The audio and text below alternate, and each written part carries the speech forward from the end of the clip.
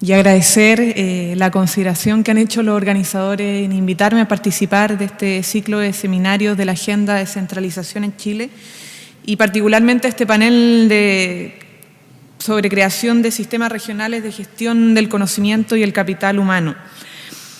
Como decía, me siento honrada de que se me haya considerado y espero poder aportar desde mi formación profesional, pero también desde mis convicciones políticas en un marco además de pluralidad, en una mesa que tiene que poner ciertos quizás énfasis distintos a la discusión que da para mucho, ¿cierto? Descentralización tiene que ver con democratización, tiene que ver con distribución de los poderes económicos, políticos, culturales, tiene que ver con empoderamiento social y por lo tanto yo quisiera darle un enfoque más que de esto de quién es regionalista o no es regionalista, desde el enfoque de la democratización que creo que hay detrás de la discusión de la descentralización y sobre todo relacionado con el modelo de desarrollo. Me resulta inevitable identificar que el proceso descentralizador es primero una discusión sobre el modelo económico. El modelo de desarrollo económico durante la historia de nuestro país particularmente tiene mucha relación con el modelo de desarrollo económico actual. Y por lo tanto también es una discusión sobre el ordenamiento geopolítico. De hecho, los efectos de la concentración económica son esenciales para entender y explicar la centralización política y demográfica del Chile. Y esto, como decía, es algo histórico, no es nuevo ni casual, porque la confluencia del poder político y económico en Santiago, por ejemplo, es prácticamente una herencia colonial, por medio de la cual la élite ha producido y reproducido el control de su hegemonía nacional generación tras generación. Asimismo, el desarrollo concéntrico de la economía chilena se emparejó fácilmente con el extractivismo, mientras en las regiones se extraía la riqueza y se sigue extrayendo la riqueza, como lo ilustraba el diputado Robles, Santiago disponía y sigue disponiendo de ella, repartiendo no más que migajas o prácticamente las sobras o las externalidades negativas de esta lógica extractivista a quienes le proveían su crecimiento, a quienes de alguna manera terminaban siendo y siguen siendo víctimas de contar en sus regiones con recursos naturales. Y como las relaciones sociales están determinadas por las relaciones de producción, al menos de mi punto de vista, la riqueza acumulada en la capital es probablemente la fuente principal de las desigualdades que nos aquejan en la actualidad, porque su dinámica de reproducción autómata desaprovecha las potencialidades productivas de los territorios. A mayor abundamiento, las directrices económicas impuestas a partir de septiembre de 1973 desmantelaron la industria nacional, privilegiando la matriz financiera como modelo de acumulación, ante lo cual la necesidad de servicios se concentró y la necesidad extractiva se regionalizó aún más con mayor intensidad. Y aquí hay un tema de doble centralización. De repente se pone como, porque además yo represento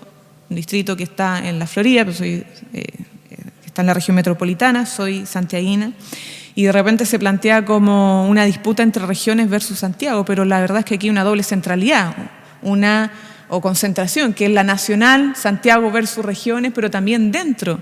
de la región metropolitana, o sea, una centralización en la capital misma, donde está una centralización de la toma de decisiones, de la concentración de riqueza, desigualdades socioambientales, ¿cierto?, que perjudican a los sectores de la periferia. Y eso de repente queda invisibilizado por esta lógica Santiago versus regiones.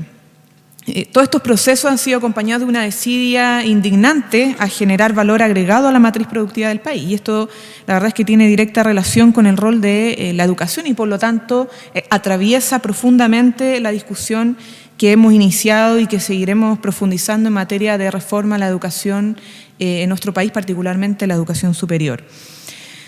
Y en este sentido, la descentralización requiere un empoderamiento regional en la gestión de conocimiento, que rompa con la tradición centralista.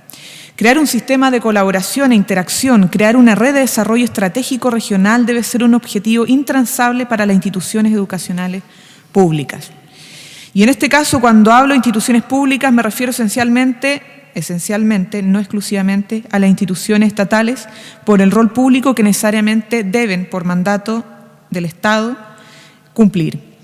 Por lo mismo, este año aprobamos la ley de creación de dos nuevas universidades del Estado y también apoyamos la creación de una red de centros de formación técnica de carácter estatal a lo largo de nuestro país, uno en cada región. Y esto con un objetivo que discutimos intensamente, diría yo, en la Comisión de Educación. El diputado Robles estuvo presente, para dejar de manifiesto el lugar que debe tener las instituciones del Estado en la conformación de una red de colaboración que centra en su acción en las necesidades, obviamente, de la región, pero también con una perspectiva de desarrollo regional y contribución nacional. Esto no se trata simplemente de deberse a tu población, a tu territorio, sino que también decir cómo a través de mi riqueza, a través de mi riqueza cultural, de lo que me pueden aportar los habitantes de mi región, también contribuye a una perspectiva de desarrollo, inclusión, integración y desarrollo armónico de carácter nacional. Y al mismo tiempo que puedan estas instituciones coordinar y colaborar entre ellas a partir de sus experiencias locales. Esto no es exclusivo, como le decía, solamente de la perspectiva de las instituciones del Estado, sino que también dentro de una colaboración, interacción pública-privada, ¿por qué no? Instituciones estatales y privadas, tradicionales o no, pero con una visión de coherencia en la comprensión de sus necesidades, sus problemáticas y de la resolución de sus problemas, una perspectiva interdisciplinaria con fomento, ¿cierto?, a la generación de valor agregado a lo que se produce en las regiones para que se queden en las regiones y también contribuyan al desarrollo nacional. Por ahí se decía en una discusión qué significa un compromiso regional nacional, qué es lo que hace que una institución sea de propiedad estatal o privada, le dé el carácter de compromiso social que por mandato deben tener o que el país requiere. Y muchas veces salía por qué las instituciones no tienen por mandato, las instituciones formadoras, que además tienen que generar no solamente docencia, sino que investigación y hacer extensión, tienen relación permanente con la discusión participativa y la elaboración de los planes de desarrollo comunal, regional, incluso un aporte en su red de colaboración de carácter nacional con un plan de desarrollo estratégico nacional o con la discusión de un plan de ordenamiento territorial que es inexistente en nuestro país. O sea, a mi juicio, estas discusiones legislativas sobre descentralización no están desvinculadas del tema que nos convoca el día de hoy, porque pensar la educación superior es pensar también el modelo de desarrollo económico que queremos impulsar para el país. Porque no es lo mismo formar profesionales útiles a la ejecución de tareas que educar ciudadanos al servicio del país y sus necesidades. Ese cambio será significativo en la tarea descentralizadora, ya que siendo coherente con lo que he expuesto, para descentralizar efectivamente debemos superar el actual modelo de desarrollo y para hacer posible esa superación es necesario promover el desarrollo científico y cultural en todos los rincones de nuestro territorio. Impulsar el desarrollo regional es empoderar a quienes hoy se encuentran lejos del poder y para hacerlo posible no hay otro camino que dotarles de las condiciones necesarias para desarrollar conocimiento local. De repente caemos en la discusión y pasa en el Parlamento sobre la descentralización, es que si elegimos democráticamente un intendente o no. Y yo, estando de acuerdo en la elección democrática de intendente, pareciera ser que no entendemos que la descentralización, para que nos permita, por ejemplo, hacer democrática una elección de intendente, también tenemos que posibilitar paralelamente la democratización del conocimiento, de la capacidad de la ciudadanía de entender sus derechos, sus deberes y de aportar en los procesos democráticos. O sea, no basta aquí con elegir democráticamente un intendente si los que lo eligen siguen siendo el 20%, el 30%. Por lo tanto, el rol de los procesos educativos, de la formación ciudadana, que también hoy día estamos discutiendo a propósito de la reforma educacional, tienen que entenderse como un todo para la descentralización. Por lo tanto, la descentralización no tiene que ver simplemente con una descentralización político-administrativa o de la posibilidad de elegir autoridades unipersonales, sino que de un proceso mucho más complejo que tiene que ver con la democratización del conocimiento, con la democratización, obviamente, en la instancia de participación de base para generar cultura democrática participativa y también, por cierto, la democratización económica en nuestro país. O sea, no es lógico hoy día que resulta que podamos decir, incluso siendo desde una posición de izquierda, plantearnos la necesidad, por ejemplo, de reabrir el debate, de recuperar nuestros recursos naturales como una demostración de que queremos avanzar, es decir, ¿sabe qué? Con soberanía nos hacemos cargo de nuestros recursos naturales para poder, de alguna manera, redistribuir la riqueza y fomentar el desarrollo de las regiones para que la riqueza a lo mejor no vaya a parar afuera, sino que se quede más en nuestro país, particularmente en las regiones que producen, sino que también tenemos que ver para qué recuperamos nuestros recursos naturales. Y esa discusión tiene que ser también democrática. ¿Para qué queremos, por ejemplo,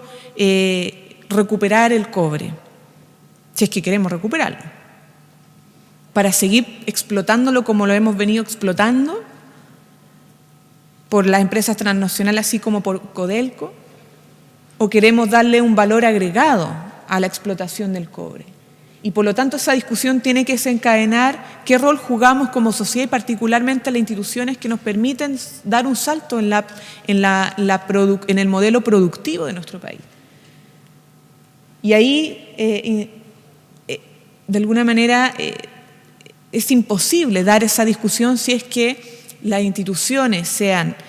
las gobernaciones, intendencias, las seremías, las instituciones educacionales, universitarias, centros de formación técnica, las juntas de vecinos, es decir, la sociedad civil no se pone a la tarea de entonces discutir un plan de desarrollo tanto regional como nacional de la perspectiva económica, productiva, democrática.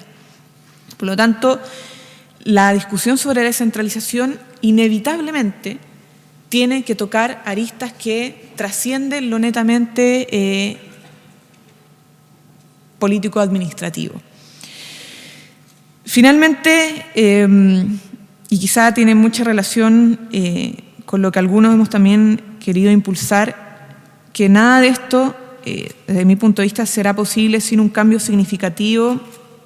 en una institucionalidad política que determina, obviamente, reglas del juego institucionales, pero también de este modelo de desarrollo. Y hablo de la Constitución política. La Constitución política vigente es contraria a la idea descentralizadora.